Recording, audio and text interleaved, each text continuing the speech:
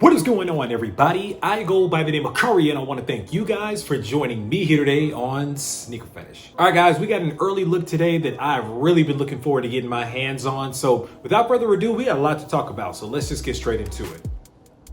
Boom. And there it is, ladies and gentlemen. This is the Adidas Yeezy Boost 350 version 2 Asriel. Now, first things first, a lot of people are going to be calling this sneaker a lot of different things. The Asriel, the Israel, the Asriel, whatever you want to call it. Today, we're going to call it the Asriel. That's what I know the name to be pronounced. So this Yeezy is actually slated to drop in September, and there's a couple of pairs of Yeezys, at least one, the Asriel, that's slated to come out a little bit earlier. I wanted to get my hands on these because not only do they tell a really unique story, but I actually like the way that these look. These are a little more disputed than a lot of other people have been talking about the Asriel. The Asriel that's coming out a little bit sooner this year seems to be pretty generally accepted by everybody, but the Asriel seems to be one that people, I don't know, the jury still seems to be out on this one. So I wanted to give you guys this first look, and then we're going to talk a little bit about early sneakers after we talk about the sneaker itself, take a deeper look and talk a little bit about the history. So let's get into it. All right, now first things first, starting with the upper here, nothing different really about the shape of the shoe, the silhouette of the shoe. Now the prime knit pattern is actually a little bit different. I think you're going to see this different prime knit pattern on the Asriel. So by the time we get around to the Asriel, this should be a pretty familiar pattern. But for now, since the Asriel hasn't come out yet, here it is. Again, I always talk about the intricacy of the design in the prime knit. I mean, it's kind of hard to describe in detail because it's just that intricate. You have different lines, different patterns, different shades, different colors. Everything is different. Now, the overall color here on the top of the sneaker here, the theme, if you will, is this anthracite gray mixed in with a pure black color. Now, at first glance, a lot of times what is anthracite gray can actually look like blue, depending on how you're looking at it in pictures or on video. But when you're looking at the sneaker close up, you can tell that it's not really a blue, but it really is more like a really dark charcoal kind of anthracite gray color. Now, I say that with a little bit of a caveat because from the top down view, it actually looks like what I call kind of a triple layer effect here. From the middle of the sneaker here, you actually have, I don't know, this might be gray, but again, depending on how you're looking at it, it does look kind of blue. So some of you guys may think that it's blue, some of you guys may think that it's gray. Sound off in the comments, let me know, is this blue or is this gray? Then after that panel here, of course, you have the translucent stripe here, that classic 350 version 2 translucent stripe. And then kind of the third layer on the side of the sneaker here, you have the pronounced gray with the woven in more grayish, bluish, whatever you want to call it, kind of threading inside of the prime knit. Taking a look at the medial side of the sneaker here, again, really pronounced interwoven fibers here in the prime knit between the black and that grayish, bluish color as well. I really like, again, the patterns that they use on the sneaker. It almost looks like a quilt. It looks almost like a kente cloth. If you guys are familiar with kente cloth, it's all different kind of designs that are derived from Africa. And these shoes, the paneling and the designs really kind of reminds me of that kind of a design. I really like it. Moving around to the toe box here, you guys are going to see exposed stitching on this sneaker here. Remember, sometimes we get hidden stitching, sometimes we get exposed stitching. This time you're going to see the stitching on the toe box. On the heel of the sneaker here, again, you can see kind of the different paneling with the different colors here, depending on left and right and top and bottom. On the bottom here, you get a little bit more of that white threading here in the black prime knit. On the upper here, you get a little bit more of that grayish kind of anthracite, kind of bluish threading. On the inside of the sneaker here, you get a black lining inside of the sneaker here going all around the collar of the sneaker and inside of the sock liner. Now let's talk about this new lacing system. This has been a really hot topic lately as far as Yeezys go. People have not really known what to think of this new bungee cord lacing system. Some people call it the infinity lacing system. Whatever it is that you want to call it, this is it. This is what it looks like. The way that it works is you literally just slip the shoe on and you just pull that kind of bungee cord closed and it tightens up the sneaker. Now, apparently Yeezy has been wanting to do laces like this for a long time because apparently Yeezy does not like laces. Apparently he's also on record saying that he wishes that he could get rid of laces on his sneakers forever. And I believe he's actually been photographed a couple of times wearing different kinds of Yeezys with no laces in them. However, if you are one of the people that is not going to take too kindly to this infinity lacing system, there is hope for you. This Yeezy is actually one of the first Yeezys that will come with a second set of laces. And this is that second set of laces right here. Now again, it's just the traditional laces here. Nothing really special about them. They're just a regular black set of laces here. But here's the thing about it. In order to be able to use these laces, I actually was trying to find a way that you can unhook the bungee laces. Now, when we take a deeper look and we remove kind of that rubber shell around the bungee laces, you actually can see here that these are stitched together. You can't really get this off. The only way that you can get this off, as far as what I can see, is if you literally cut the laces apart. So you better be good and ready to get rid of your infinity lacing system, these bungee laces here, because it looks like once you cut them, you're not going to be able to put it back together unless you are really, really good with a sewing machine. As far as the midsole here, you get a semi-translucent midsole here. It's milky, it's kind of that whitish color, that cream color, and it's a really stark contrast between the really dark upper with all these different patterns on it and this really, really light kind of off-whitish colored midsole and outsole here. Now, yet another thing that the jury has been out on, because a lot of people really don't know if they like this midsole and outsole and the contrast between dark and light. Personally, I like it. I think that it's a really fly contrast. The shoe looks fantastic on foot. By the way, if you want to see it on foot, click a like on this video and we'll make sure that we get that on foot for you. Speaking of the outsole of the sneaker here, again, semi-translucent outsole here, boost in the middle here. Everything is pretty much the same. It's a 350, you know what to expect. And last but not least, on the insole of the sneaker, you get a black insole and you get that bluish kind of grayish Adidas Yeezy co-branding on the heel. And that's pretty much it when it comes to the Yeezy 350 version 2 Boost Asriel. Now here's the thing about it.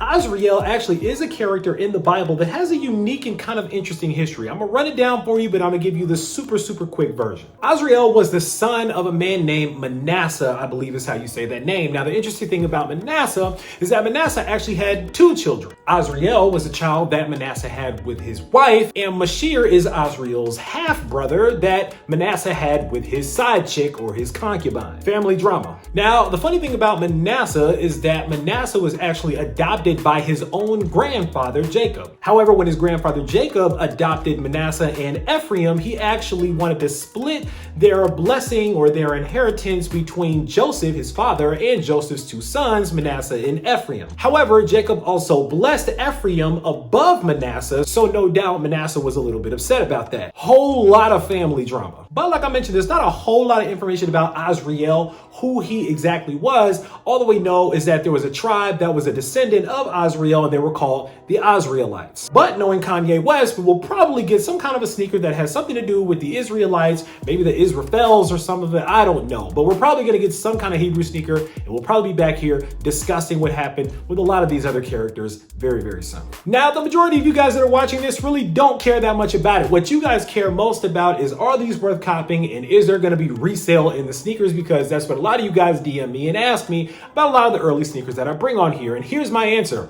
I don't know. There might be some resale in them, but I'm not sure. I'm sure there's probably going to be some kind of a resale in these sneakers when they drop in September, because I'm pretty sure that these are going to end up selling out. And of course, if you have a sellout of a Yeezy, you're gonna have a little bit of resale on it. So if you're thinking about whether or not you should cop for personal or for resale, whatever you wanna do, I mean, I would go ahead and cop up. I think that these are really nice. Again, it's a 350 version 2. Can't go wrong with it. The only thing I don't like is that these do not have pull tabs in the back. If you guys know me, you know that I'm a fan for the OG pull tab design, but it is what it is. Now, in addition to the resale question, I want to take the time while we're talking about the Asriel Yeezy 350 version 2s to talk a little bit about something that I see in the comments a lot and that I also get asked.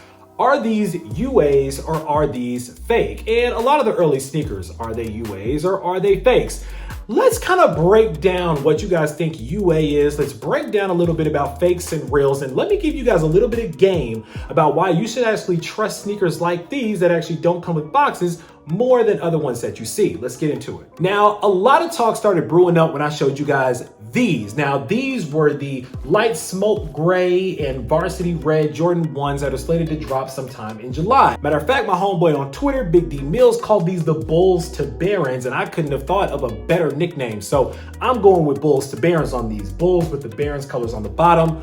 But I digress. A lot of you guys were in the comments when we took a look at these sneakers and you called these UAs. Some of you guys called me the king of UAs, and I don't really want that title. I guess I appreciate it, but I don't really want that title because these aren't UAs. Neither are these. If you don't know what a UA is, that's an unauthorized authentic. Basically, the term UA was coined by scammers that wanted to sell fake sneakers to people, but make them feel good and make them think that they were buying the real thing. So this whole story came about that factories somehow have these real sneakers that are overstock when they're done producing a sneaker, a company is done producing a sneaker, and that overstock is an authentic sneaker, but an unauthorized authentic sneaker and all this other type stuff. If you like it, I love it. I don't really tend to use the term UA, but it is what it is. But let me break down a couple of myths. Let's debunk a couple of myths that have to do with early sneakers. First of all, a lot of people have gotten on me because my early sneakers don't come with boxes. Well, surprise, surprise, they don't come with boxes.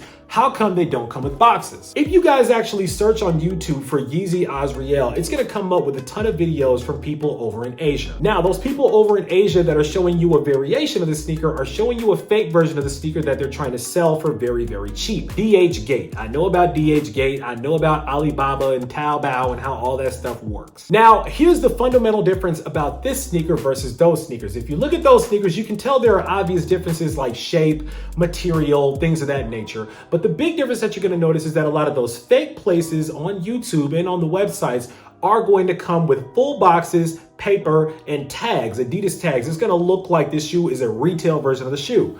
Those are fake. Well, Kari, how is a sneaker fake that has all of the packaging, but a sneaker is real that does not have the packaging? I'm glad you asked that. So here's the way that this thing goes down.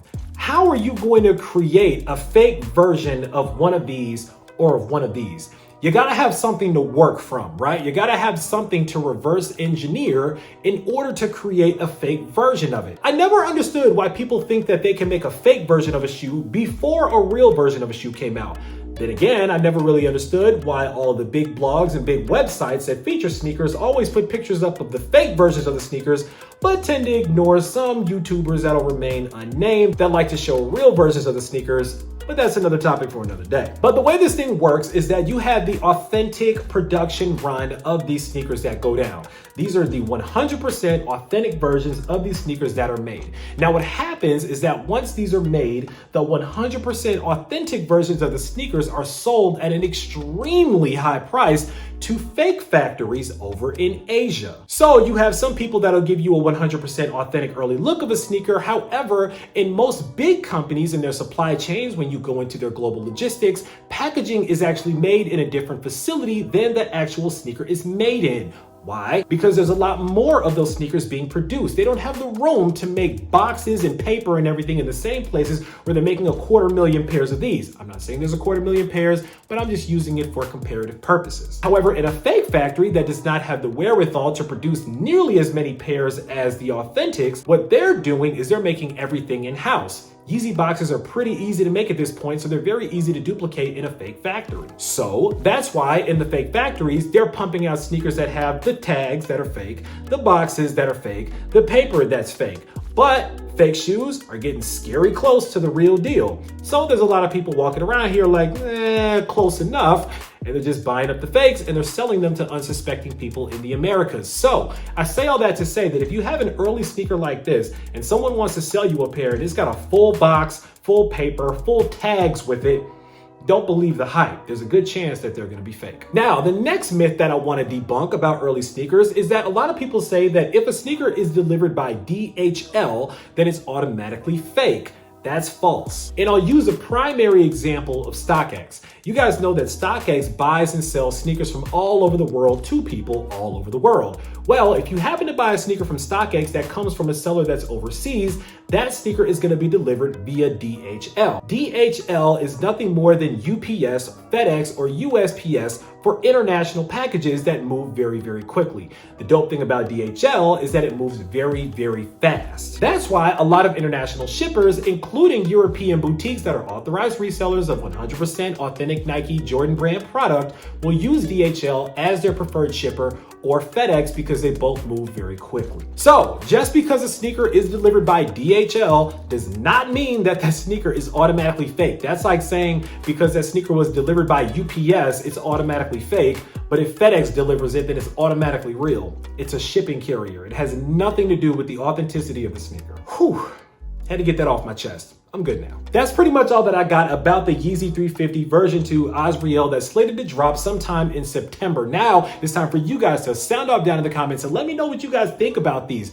Are you feeling them? Are these a cop? Do you want to add these to your collection, or are these going to be a super hard pass? Are you looking forward to other Yeezys, and which other Yeezys are you looking forward to? Because there's a bunch of them that are slated to drop later on this year. Sound off down below. Let me know. Of course, right down in the comments, make sure that you click on that subscribe button so we can welcome you into the Sneaker Fetish family and make sure you don't miss out on any more heat that comes through like these, because I guarantee you, I got a lot more heat on the way. As always, I want to thank you guys for joining me here today on Sneaker Fetish, taking a look at these with me for a couple of minutes. I go by the name of Kari. This is the Adidas Yeezy Boost 350 version 2 Asriel, slated to drop in September.